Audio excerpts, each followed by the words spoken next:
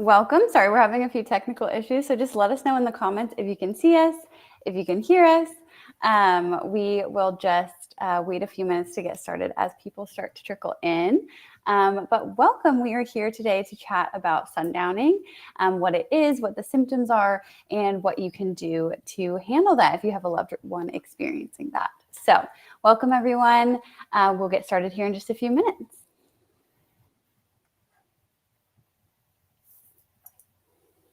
Hi, everyone. I see a few people trickling in. Yay. Okay, James says he can see and hear us. That is perfect. That's what we want to hear. Thank you for the feedback, James. Welcome, everyone. I am joined by Dr. Marianne Matzo. My name is Taylor Schumann. We're going to be chatting about sundowning today, so we will get started in just a few minutes and just let people make their way into the room. All right, it looks like we have some more people coming in, so we will go ahead and get started. Welcome, everyone. My name is Taylor Schumann. I am the editor and senior tech expert at seniorliving.org, and I'm joined by Dr. Marianne Matzo for our live Q&A on sundowning in older adults. We're super excited to jump into this. Thanks for joining. But before we get started, I would love to give you a little bit of background on Dr. Marianne. If you're new, but if you're not new, you know all about her awesome background. She is an expert in palliative care and a certified gerontological nurse practitioner with a career dedicated to caring for older adults, improving end-of-life care, and education. She's a retired tenured professor of nursing with extensive experience as a hospice and palliative care nurse, researcher, and educator. Since retiring, she has founded Everyone Dies, which is a nonprofit organization dedicated to educating the public regarding serious illness, dying, and bereavement through weekly podcasts and a children's book. So welcome, Marianne. Thanks. Good to see you. Yeah, thanks so much for being here. So we are going to be talking about sundowning today, what it is, how to deal with it, all of the things. So before we jump into Q&A, which feel free to drop your questions in the chat at any time. Dr. Marianne, do you want to tell us just a little bit about what sundowning is?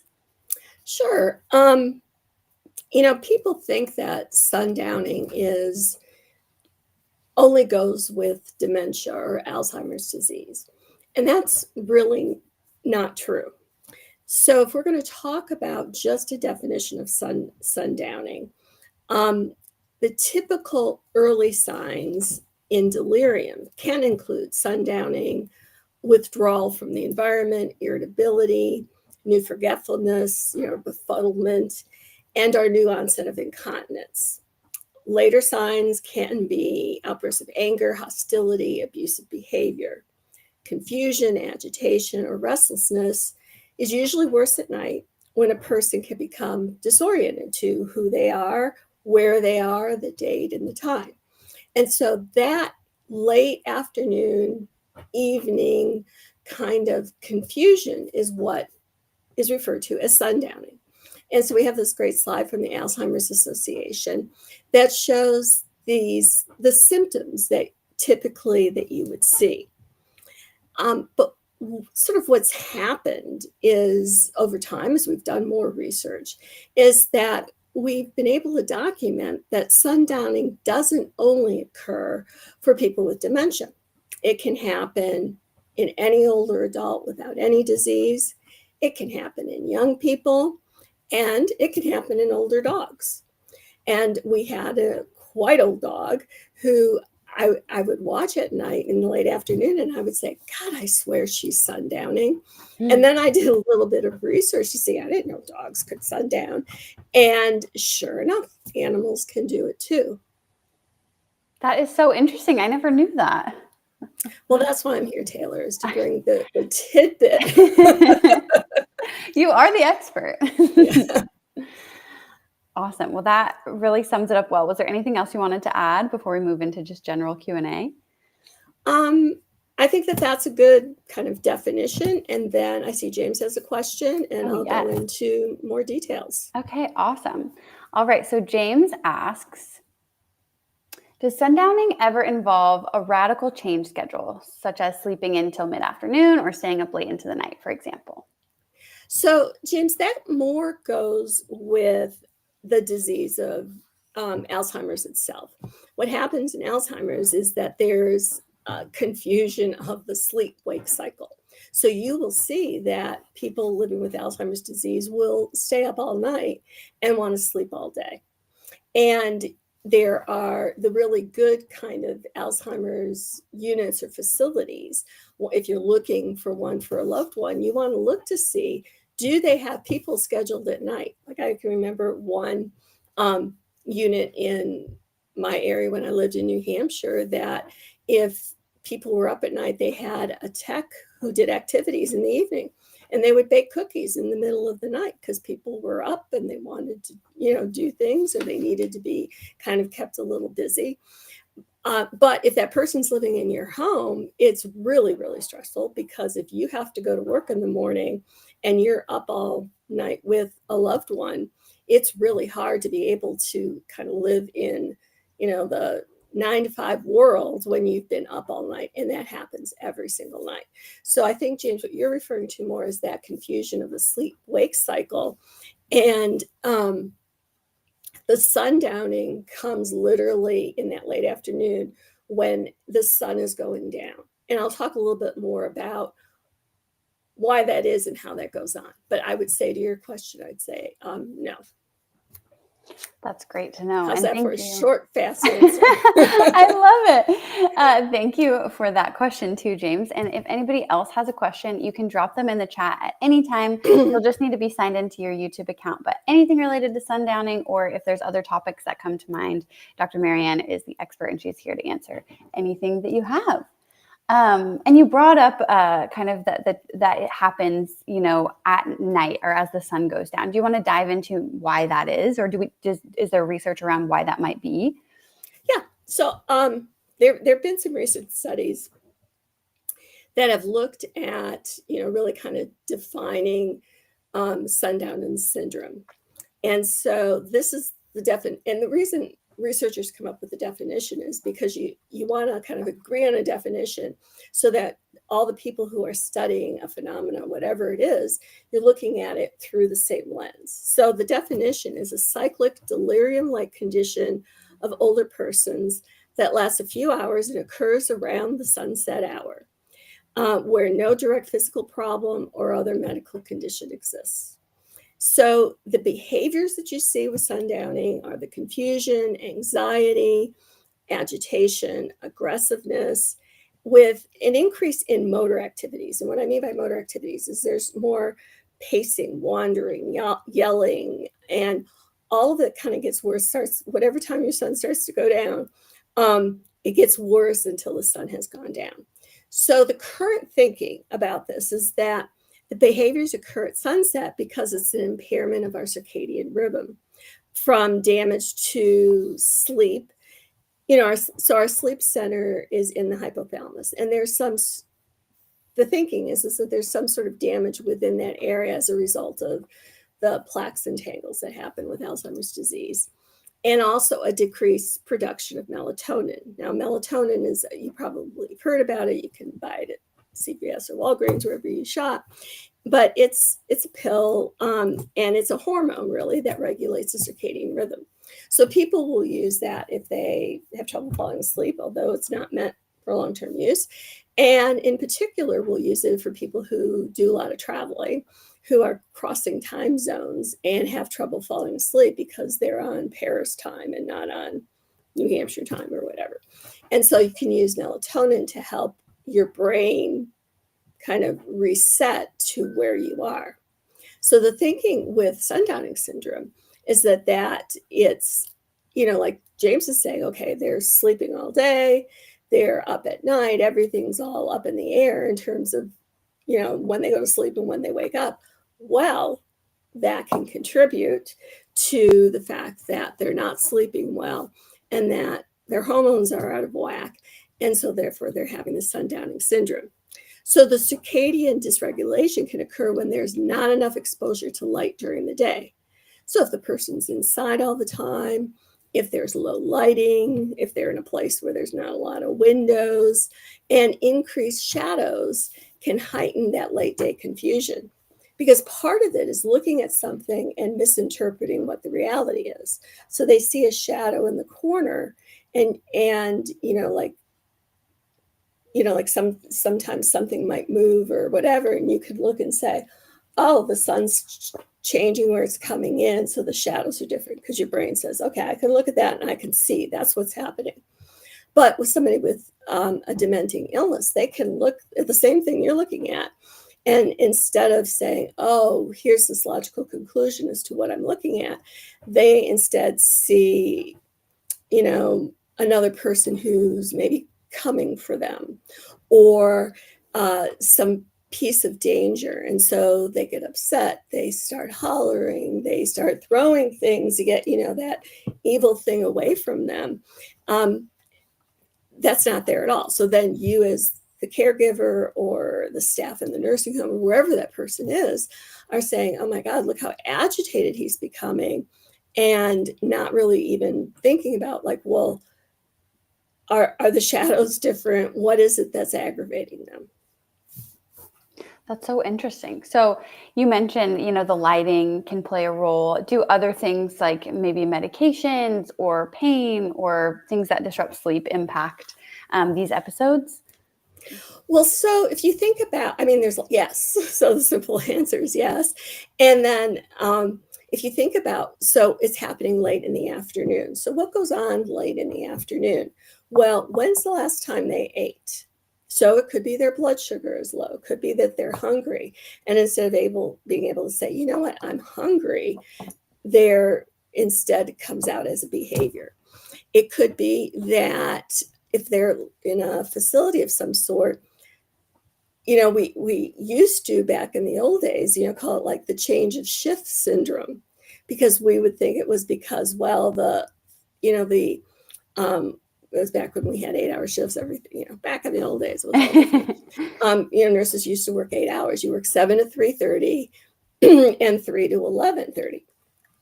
So when does this happen? It happens right when that we saw it as it's a change of shift. Why is the change of shift making people get really agitated?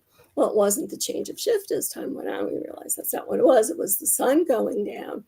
But also in that period of time when it's changing, you've got less activity, you've got more noise, you've got less sort of structure, you've got twice as many people in that facility as there were an hour ago, because you've got 2 shifts together. The day shift's trying to get the heck out. The night shift is maybe running late. So it can be a little bit, high tension at times. People will relax to react to that. So if let's say they take their medicine once a day, so they take it in the morning. Well, the time 4 o'clock runs around, their blood levels are lower. So there's an issue. There's a change in their drug level. Pain medication may be wearing off. So if people are in pain, even people without any dementing type illness, if people are in pain, they're irritable. Just think about it. When you're probably not your nicest person when you're feeling pain. And so here you are in an environment, your pain medicine's wearing off. There's all this confusion, the sun's going down, and there's this perfect storm to result in behaviors that are, hard to deal with. So all of these factors can increase agitation for the person. That makes sense. A lot of pieces to the puzzle, it sounds like. And one of our viewers, MD, asks, can sundowning only occur to those who have dementia? So no, sundowning can occur with people. In the beginning, I said it can occur with animals. It occur with older people who have no illness whatsoever, including dementia. Even young people can have sundowning. So no, to answer your question, it's not just with dementia, but you'll see it more with people with dementia. And then the behaviors, like if I sundown, hopefully, if I sundown, I have enough cognitive ability not to get overly agitated, not to try to break through the door to get away. I have some cognitive ability to say, I must my pain medicine must be wearing off. God, when's the last time I ate? I really, I can start to think about, I'm feeling this way. What can I do to fix it? Well, what we have to do when we're caring for people who are living with dementia is that we have to think that through for them. It's like, when's the last time you had a pain pill? When's the last time you had something to eat? I was always well known in the nursing home. I always had graham crackers in my pocket. And my first intervention was, here, have some graham crackers and a glass of milk, if they weren't diabetic, and there was no problem with them doing that. And, I'll tell you, graham crackers and milk can soothe just about anybody. I love so, that. And we don't stop to think about such a simple thing as helping people to settle down. Yeah, I love that. So in MD, if I didn't answer your question enough, please just put another one in and I'll see what I could do with that one. Okay, so you talked about graham crackers a little bit. What other things can caregivers be doing to help calm a loved one experiencing sundown? And also, this is kind of a two-part question. What environmental adjustments like lighting, noise reduction, all of those things can they do to help reduce symptoms? So we can look at the things that are taking a toll on an old person's body that can make sundown symptoms worse. These are things like not getting enough sleep, being in pain, being depressed, stressed, constipated. We don't think, well, can that be a issue? Well, yeah. And if you're feeling kind of things aren't moving, you can get pretty cranky too. Urinary tract infections, too much activity or too many people around, dehydration. I mean, we could do a whole talk about dehydration because like if you're not, Taylor, I saw your mug that you drink out of. Show everybody your mug. My big old Stanley. See? Taylor is never going to get dehydrated. But she can carry that around. She can fill it up. She can say, I'm a little thirsty. I'm going to drink.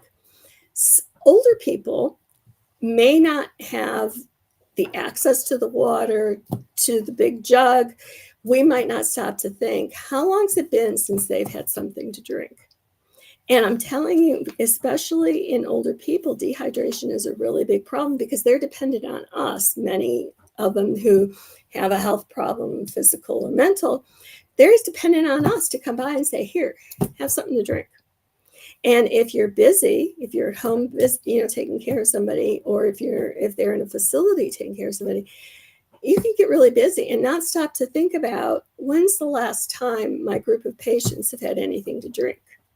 That's what I'm talking about. The milk and the graham crackers, it's like it takes kind of care of the hydration piece and the blood sugar piece of it. And also things like lighting in the room. Like we think, we can see perfectly well. But if you have an older person who maybe has cataracts, so the cataracts, the lens gets cloudy, gets yellow cloudy, and you have trouble having enough light to see. So if you have cataracts, the lighting is low for the young people who don't need a whole lot of light around. And they're like, I'm seeing shadows. I can't see where I'm going. I can't find what I'm looking for. And then that gets misinterpreted as somebody took my glasses. Or I had a patient once who was in the home who was somebody was always taking her coffee. And her family was always buying her coffee. And there would be bags stashed and hidden all throughout her house because people were stealing her coffee. And what it was she was hiding it so the person wouldn't steal it. But when she hid it, she forgot she hid it and she forgot what she did with it. And so it's sort of this perfect storm of these things happen, and then it's very easy to misinterpret. So then you ask about possible treatment. And really what you want to do is you want to prevent sundowning. Best thing to do, prevent it. And how you do that, one way, is to correct the circadian rhythm. So you can do that with melatonin. Now, I'm not suggesting anybody go to wherever you buy melatonin and start giving it to people. What you want to do is you want to talk with whoever's managing the dementia or the family practitioner and say, George is having these symptoms. And I heard a lecture that said maybe some melatonin would help. How does that fit in with all the other drugs that he's taking and all the other issues that he has? And can I start him on some melatonin, and what would be a good dose for him? Now, it's entirely possible that when you go to talk to a healthcare practitioner that they might say, I never heard about melatonin for sundowning. But if they look it up, they'll say, oh, yeah, there's some new research out that might help. So you can bring the information that you've learned to your healthcare practitioner. But I wouldn't suggest that you just, go to CVS and buy a big bottle and start giving it to them, because you don't know all the other stuff they're on and how that's going to interact. So find out if they can take melatonin, how much would be good for them. The other, there's an antipsychotic called risperidol that has been shown that can be helpful for people who are sundowning. And there's Aricept that's given to help prevent the progression of Alzheimer's disease that can also help with sundowning. So those are 3 pills, if you're looking for a pill, that can have shown in studies to be helpful with people. And then you've got the whole environment. The environmental treatments, really important, are light during the day. So if you have a circadian rhythm problem, we need the light during the day. And I've even heard lectures that for those of us who don't have sundowning or a dementing illness, what has been said is that when we get up in the morning, do whatever you're doing, get dressed, and then go outside and look where the sun is. So it's still going to probably, assuming the sun is out when you're up in the morning. I'm in Oklahoma, and when I worked 6:30 to 4:30. So I'd go to work in the dark and come home in the dark. Oh, so, but if you're doing that, find a time, take your break or something, or just say, I got to go look at the sun when the sun is out, and go out for just 5 minutes and look at the sun. And at that time, it's pretty low in the sky. It's not going to hurt you unless you have a problem that's going to hurt you. And if, talk to your physician if you think that that's the case. But just look at the sun. And what that does is that there's hormones in your body that respond to the sunshine. And if you think about it, how often do you kind of get just like 5 minutes of sunshine on a daily basis? Now, for those without any, Alzheimer's or anything, what that can do for you is it can kind of reset your hormones. And in about 3 days, you're going to feel a lot better. You're going to have more energy. You're going to have sort of more positive mood kind of thing, because your hormones are kind of getting reset. I always say this to people. I'll say it to all of you listening. We're animals. We came through and developed, and we're used to getting up with the sun. Our bodies are programmed evolutionary wise to get up with the sun and go to bed with the dark. And the whole idea of artificial lights and anything like that is, in the scheme of how long humans have been around, a really modern thing. And so to just kind of live your life by, you could live inside your house. You could never go outside, but you're not getting sort of the natural things that the body is used to receiving. So without a dementing illness, when the sun's up, give your eyes just like 5 minutes of sunshine, and see if not in a couple of days you start to feel better, and make that a daily habit. So for people with a dementing illness, what you want to do, the ideal time to take them outside is between 9:30 and 11:30. You can also use light boxes if there's some reason that you can't take them outside. So the light box is just literally a box with a light bulb in it that has the wavelength speed of the sun. And when I was working 6:30 to 4:30, I had one on my desk. And I would, whatever it was, 15 minutes, whatever the instructions said, I would turn that on while I was at my desk, calling back patients or whatever I was doing. So I would at least get that 15 minutes of sunlight. So that's if you can take them out. take them outside. That would be the best thing. Or if not, get a light box and get that on Amazon. I hate promoting Amazon, but they have everything. They do. And just turn it on between, sometime between 9:30 and 11:30. And before I go on, is there some questions here that need to be answered? Yeah, so it looks like you just answered one of our viewers, Ryan, asked if you have any tips to lessen the symptoms of sundowning. So you just went through a lot of those. Do you have any other things you want to add to that? Oh, yes. Perfect. I have a whole list. Love that. So the other thing you can do is you can plan pain medications to be given like in mid-afternoon, so that they're still in effect. They're still working when the sun is going down. So depending on what you're giving, you can look it up online. But like if somebody's on Tylenol, for example, that will last about 4 to 6 hours. So time it so that in that period when the sun is going down, and of course you'll have to change it for the different seasons, time it so that 4 to 6 hours where it's still working will occur when the sun is going down. So if pain is the issue, pain is what's contributing to it, that's an easy way to fix it so that they have some pain management on board and maybe won't be so agitated. Activity is a great treatment. So as the sun is setting, you can give people activities, let them help you make dinner.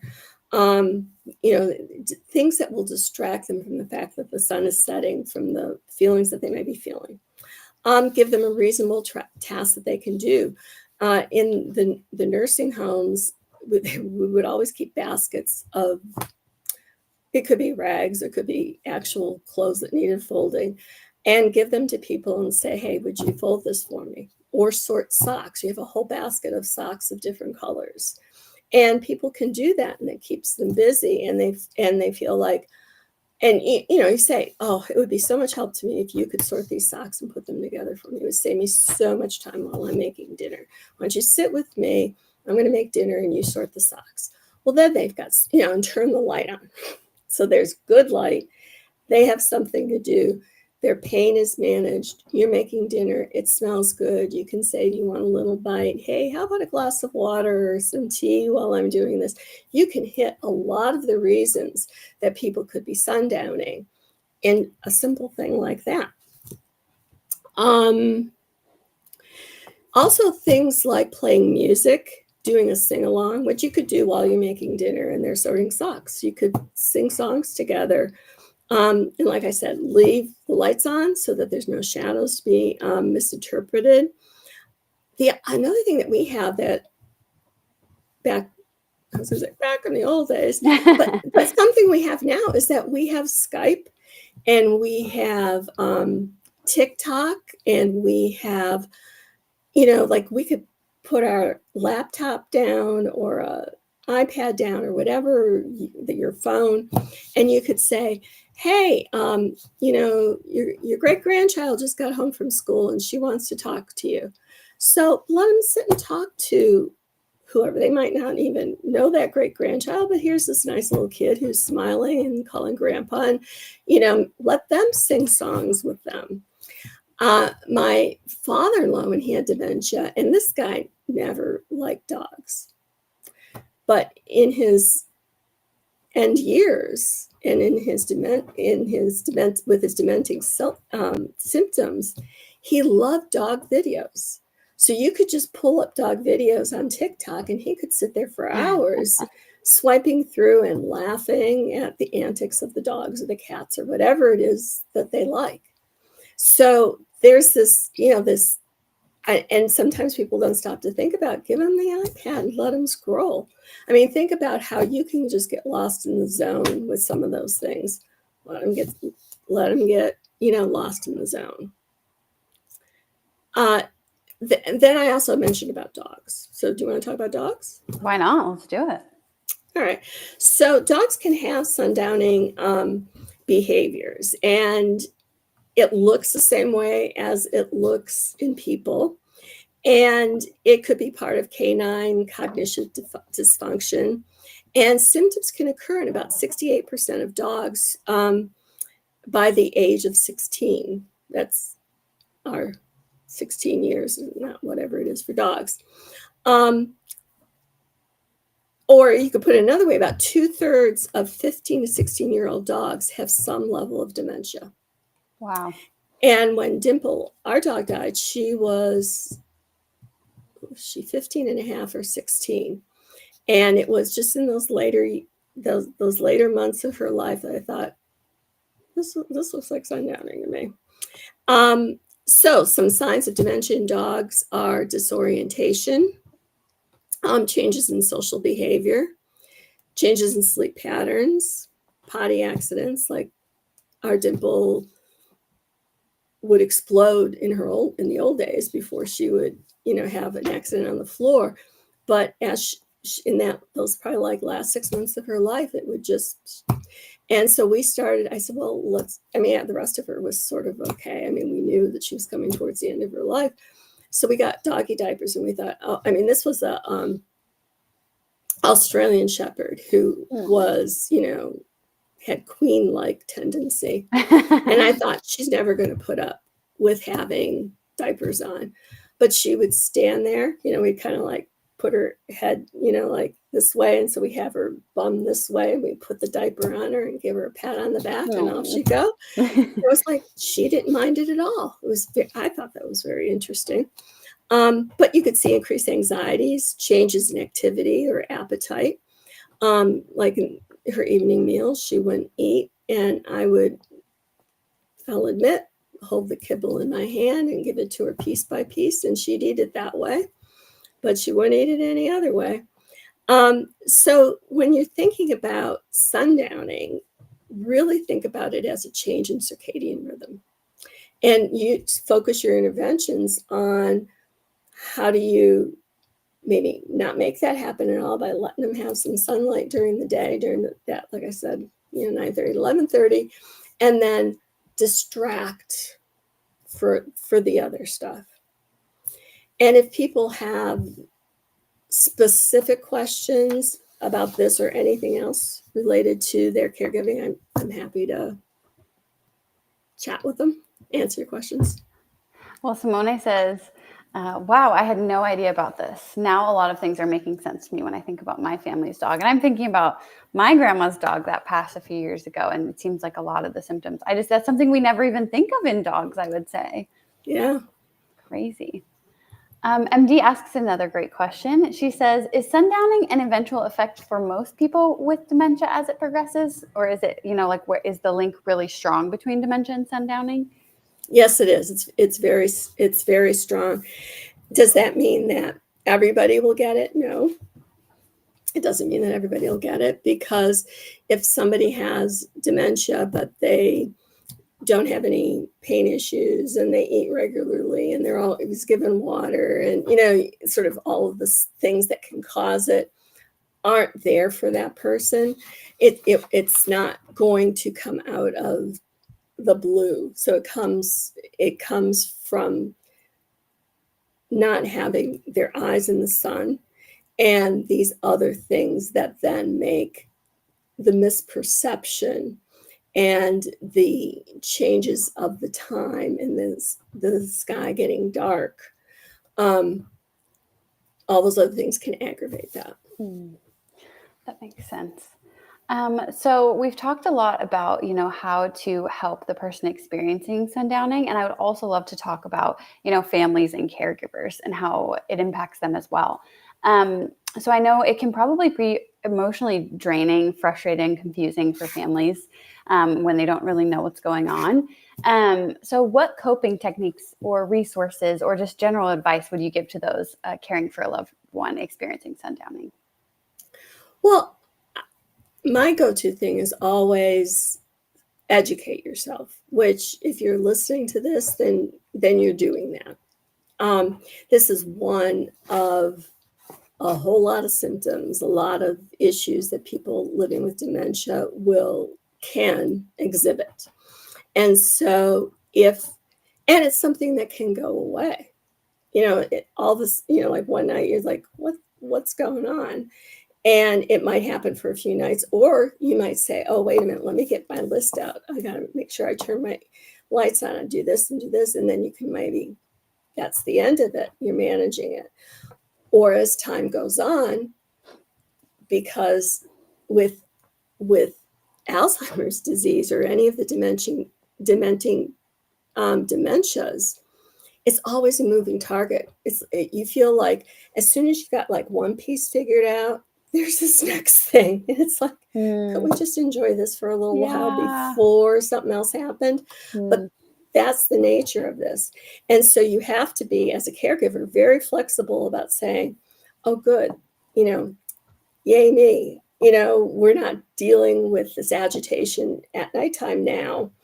But now all of a sudden they're wetting themselves. Or now all of a sudden they're trying to escape, or all the, there's a lot of things like that can come with Alzheimer's disease. And so enjoy the win with the sundowning. Know that this is a progressive disease and that there will be other things coming your way that you also have to learn about and figure out, how am I going to address this issue? So did I answer that question? Just how family caregivers, like what coping techniques or resources maybe you'd recommend? So flexibility is really important. So I think that's what I was getting to with all of that. It's like, don't get too attached to the fact that you figured this one out, because there's going to be lots of other things that you're going to need to figure out. And we've talked, in the past is having support and help. And a lot of people really don't want that. Like they think, oh my God, I need somebody to help me with this. And then by the same token, but I don't really want other people in my house. And I don't really want to tell anybody else, what my husband's doing and how my husband's behaving. And so that lends that caregiver to isolation. Again, with the internet and being able to be in a Facebook group or to be in a senior living group or all of those resources, there's so much that you can access without leaving the home. And there's support groups that are virtual. You don't have to leave the home, where, 10 years ago, if you were going to get support, you had to figure out, what are you going to do with, the person you're caring for, and then leave them and go wherever, which makes it's just like, that's just too much work for whatever it is I'm going to get out of it. I'm not going to do it, is what people would say. But now, if you can sit down and, maybe they're napping, whatever, you can talk with other people, get other ideas, go, the references that we give you, take advantage of those, listen to those. You can put an iPod in and clean the house. I mean, you put one in and you can still hear what's going on with your loved one and get some ideas. So there are a lot of resources. You're totally not alone, especially if you have a computer or an iPhone or anything that can help you connect with that outside world. But the best thing that you can do is listen to those and take some notes and say, oh, I could do this one, and I can do this one, and I could do this, and maybe, and let me experiment and see, does that make the situation better? Oh, well, those 3 didn't work, but let me add this one in and take this one away. You can treat it like a game, even though it's not a game. You can treat it like one. Let me see what I can figure out that will make this situation better, that will make him or her, whoever you're taking care of, less agitated, less upset, living kind of the best life that they're able to with this disease. Now, if you're caregiving in the house, the research indicates that there's really just 2 things that make people say, I can't do this anymore. I need to look at, care facility, a unit or something like that. Does any of the listeners want to guess what the 2 things are that people say, I can't keep them at home anymore? Well, that's a good question. Yeah, listeners, do you want to drop in there? Do you want to repeat what it was that we should have them guess? What would you say would be the 2 things that would make a caregiver say, I can't keep this person with dementia, with a dementia diagnosis at home anymore? It's a great question.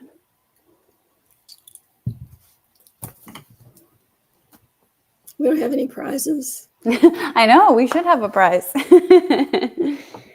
Well, while we're waiting for people to come in and answer that, I would love to share those resources that you provided me. They're really, really awesome. So first off, we have Dr. Marianne's podcast, the Everyone Dies podcast, has an episode all about sundowning. So you can scan this QR code. I will also drop the link to the episode in the chat. So that's a really great resource. Is there anything else you wanted to speak to about that episode? Nope. I mean, the thing is with this topic, we have a lot of podcasts about all different aspects of dementia. So this is just one. So, go look around. There's lots of education there for you, and there's no cost. Just go help yourself. Yeah, absolutely. Everyone Dies is a great resource. So I would highly recommend it, not just on this topic, but anything related to growing old, to dying, just all of those topics. There's so many resources. And it looks like we have a few people who responded to the question. So what are the 2 things that you would think would make caregivers say, I can't do this anymore, and they need to take their loved one somewhere else?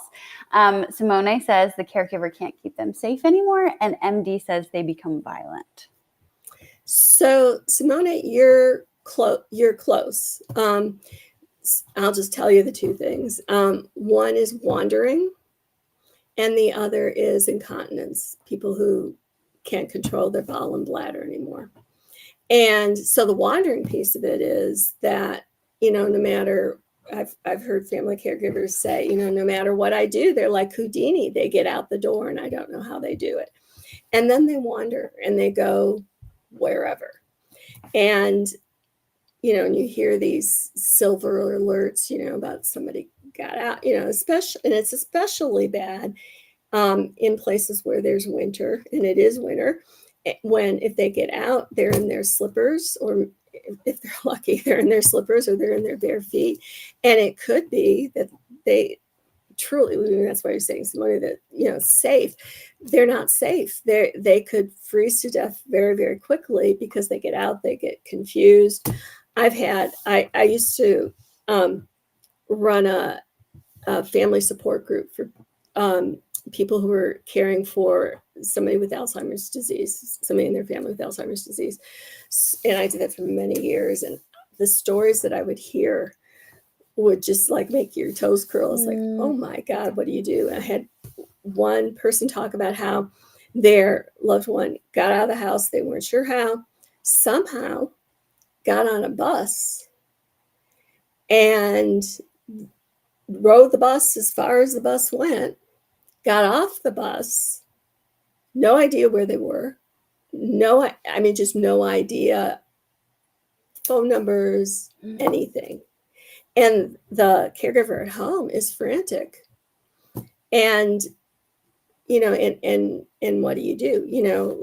And this was, I'll admit, was earlier in my career. So there, we hadn't come up with, well, what about ID bracelets? Or, now you can put a tracker on them and you can see where they are. There's a lot more technology that we have now so people can't get lost like that.